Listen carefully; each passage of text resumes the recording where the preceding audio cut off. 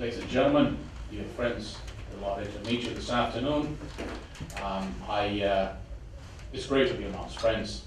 I will begin with a disclaimer. Two of my board members are in the audience today, Dave Maxwell and Suzanne Schulte. I do not have a mandate from the board of directors to speak on behalf of HRAK. So everything I'm just about to say is not necessarily representative of HRK or the members of this board. That said, that's great because I'm speaking in my personal capacity and I can share with you my personal experiences, my views. I believe that I'm the only one in this room who has lived under a communist totalitarian regime for 19 years. 19 years. Communist Romania. I hope that when we meet again, 19 years from now, I'll still be the only one in the room who has spent 19 years in a communist regime. Of course, Romania is the North Korea of Eastern Europe. Ceausescu and Kim Il-sung were very good friends. He attempted to turn Romania into the North Korea of Eastern Europe. I was in the midst of the bloody revolution that brought down the Ceausescu regime. It seemed indestructible in early December 1989. The American ambassador to Romania reported back to the State Department that the Ceausescu regime was stable. Of course, I was an insider in the midst of it. Don Kurt was there, I believe, reporting on the Romanian Revolution.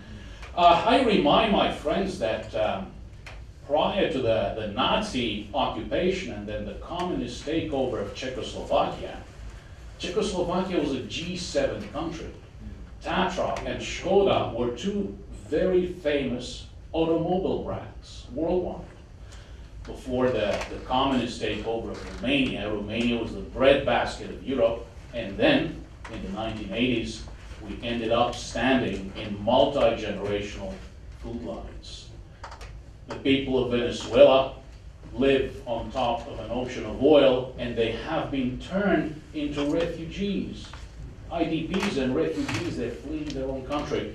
Why has this happened to all these countries? It was not about resources, it was not about lack of talent, it was purely ideology. So these blessings, these gifts, must be protected and cherished by each and every generation. Of course, we also remember Nicolae Ceausescu, the president of Romania, who was very popular in the West for a while because he gave the West what the West was looking for. In 1968, he opposed, that was an act of courage, of course, he opposed the Soviet invasion of Czechoslovakia, did not send the Romanian military to Czechoslovakia.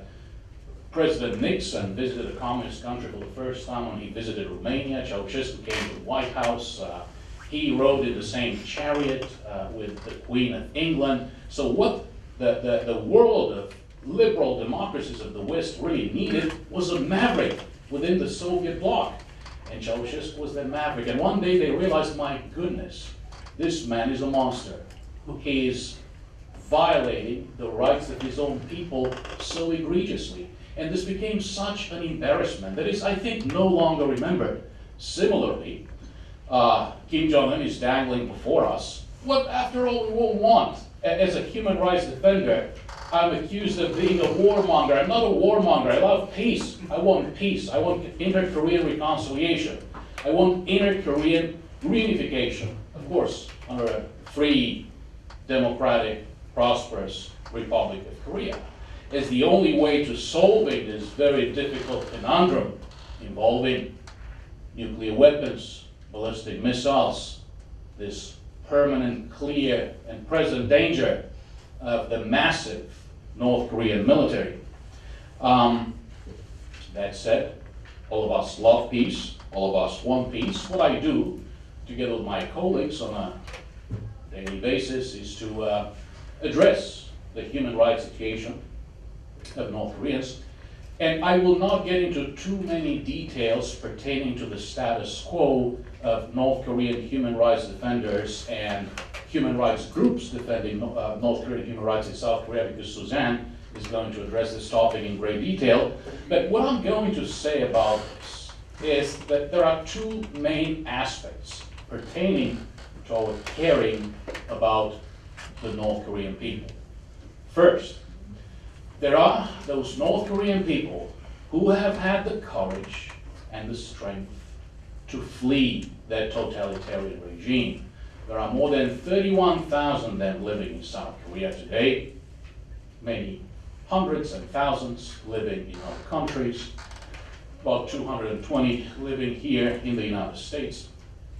Regarding North Korean escapees, regarding those who have found freedom outside the confines of this totalitarian regime of the Kim family, what we need to do for them is, first of all, to provide protection, secondly, to support them, and thirdly, to give them a voice.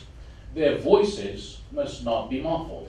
And I think that this is an opportunity for any government in the United States, in Germany, in the UK, in Canada, and in the Republic of Korea to make a statement that this government is truly about human rights. This government is truly about protecting the people of Korea, as David Maxwell would say, living both in the South and in the North. Because the ultimate measure of the process of peace and reconciliation and ultimately unification of the Korean Peninsula is the impact it will have on the people of Korea in the South and in the North. Of course, there is a second aspect here, and that's a very important aspect, and that is North Korean human rights policy.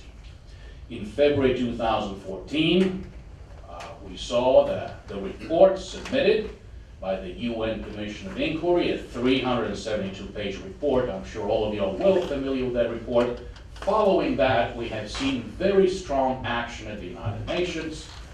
We have seen strong General Assembly resolutions every November, December, resolutions including strong language, both on crimes against humanity. When we, in the human rights world, say that this is a criminal regime, this is not an exaggeration. This is a finding by a UN Commission of Inquiry. This is crimes against humanity are committed in North Korea pursuant to policies established at the highest level of the state. Ever since December 2014, North Korean human rights has been placed on the agenda of the UN Human Rights Council. There is an informal coalition of like-minded governments that have supported these efforts of the United Nations, the United States, the European Union, Japan, and the Republic of Korea. It will be very difficult for this coalition to survive without the active involvement of one of its main members. Just last week, I believe that the South Korean Foreign Minister, Minister Kang Kyung-ma, said in an interview that North Korean human rights is a global issue. Perhaps what she meant was that this must be addressed through the UN and will not be addressed in bilateral talks. Well, perhaps that is just about to be tested. We will see. Again, we've seen these multiple summit meetings. There have been 3 inter-Korean summit meetings. Again, blessed be the peacemakers. We all love peace and reconciliation. Human rights has not been brought up once in any of these summit meetings. Perhaps this is just appeasement, but after 3 summit meetings, at what point does appeasement turn into endorsement of North Korea's brutality? Lawrence and lawyer Kim Kyung-woo have very kindly included an op-ed I published in the Wall Street Journal on this particular topic. If you have a couple of minutes to read it, I hope during or after the conference. So, at what point are we going to address North Korean human rights within a bilateral context? Of course, we've been presented with this vision of development of North Korea. Development devoid of human rights is simply not possible, plain and simple. Property rights, fundamental labor rights, fundamental human rights. Foreign direct investors cannot invest in a human rights black hole. President Moon Jae-in has put forth a vision of the three belts: the energy belt, the tourism belt, and the infrastructure belt. Now, of course, pipelines don't talk to people, railways don't talk to people, people getting off at train stations can be contained, tourism operations can be contained behind barbed wire fences. So again, none of these projects seem to be associated with significant side effects. I imagine myself, a kid growing up in communist Romania, would see buses of American tourists. Okay, they have the Polaroid cameras and they look good, but I mean, to say that I would have any thoughts of revolution simply by seeing these foreign tourists visit communist Romania at the time would have been quite a bit of a stretch. So we will need to do much better in that regard. Lawrence, I believe, today circulated, I don't remember the exact quote, but Lawrence circulated a tweet quoting the foreign minister of the Vatican. And as we know, Pope Francis might consider the idea of visiting North Korea. Again, one cannot think really of bad things happening because the Pope has visited a totalitarian regime. This has been done before. The foreign minister of the Vatican said something along the lines of, if nuclear war breaks out, there will be no discussion of human rights. I really miss Pope John Paul II. He was also faced with a nuclear threat, the tremendous nuclear threat of the Soviet Union, and yet he never feared, he never felt the need to appease tyrants, he never feared to bring up human rights.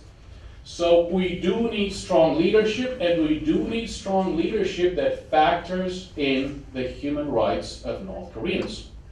Of course, this has been mentioned, presidential speeches, the terminology used. Daniel did a fantastic job, Gordon. You mentioned the same ideas. I mean, to those of us who are familiar, somehow familiar, some of us have been students of Korea for many years, one gets worried when the leader of free, democratic, prosperous South Korea says, the exact quote was, 자주 원칙을 확인했다. So we agreed on reunification through self-determination. Well, you know, to the regular non-Korean speaking outsider, this sounds like a wonderful idea. It's amongst Koreans, but those of us who are in the know understand that there is much, much, much more to that. And of course, and then there was the talk about the pride of the nation. During hard times, 민족의 자존심을 지켰다. You defended the pride of the nation. Well, what does this mean?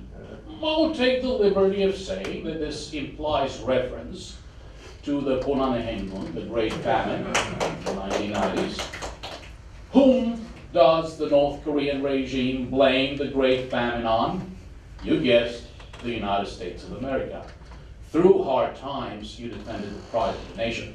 I understand. Peacemakers must make concessions. Peacemakers must appease. But isn't there a better way? And Gordon, you mentioned the lapel pins and the absence of the flags. When did it become such an embarrassment to be a South Korean? What is wrong with stating one's identity as a South Korean coming from this country that has been a tremendous success story? Of course, Daniel talked a lot about the dark side, but there was one generation that defended the republic by fighting a war. There was one generation that built up the South Korean economy through great sacrifice. And there was another generation that democratized South Korea. Of course, there are many sides to the story, and Daniel shared some of that with us. What is there not to cherish? What is there not to be proud about? So, again, I think that as far as we're concerned, I think I got out a little bit of my sphere of North Korean human rights here. But again, I'm speaking in my personal capacity today. So from our viewpoint as North Korean human rights defenders, there are ways there are ways to integrate human rights into bilateral or multilateral talks. This has been done before. I am not a proponent of Helsinki process, but this was done during the Cold War, and of course human rights was integrated in that process. And of course you have the precedent of Ronald Reagan and George Shultz, was then President Reagan and Secretary of State George Shultz, who presented the Soviet Union with a test. And that test had to do with Soviet Jewry, with the refusings. Their willingness to allow Soviet Jews to emigrate, their willingness to protect them, was interpreted as readiness for nuclear talks. So, human rights came first, nuclear talks came afterwards. We have been dealing with the North Korean nuclear issue. We, as in, well, our government officials, representatives, not we as in we, but these issues have been addressed for 3 decades right now, and human rights has often or always been outcompeted by nukes and missiles. Perhaps the time has come to adopt a different approach, placing human rights at least on par with the other very difficult issues we're facing on the Korean Peninsula. Thank you very much for listening.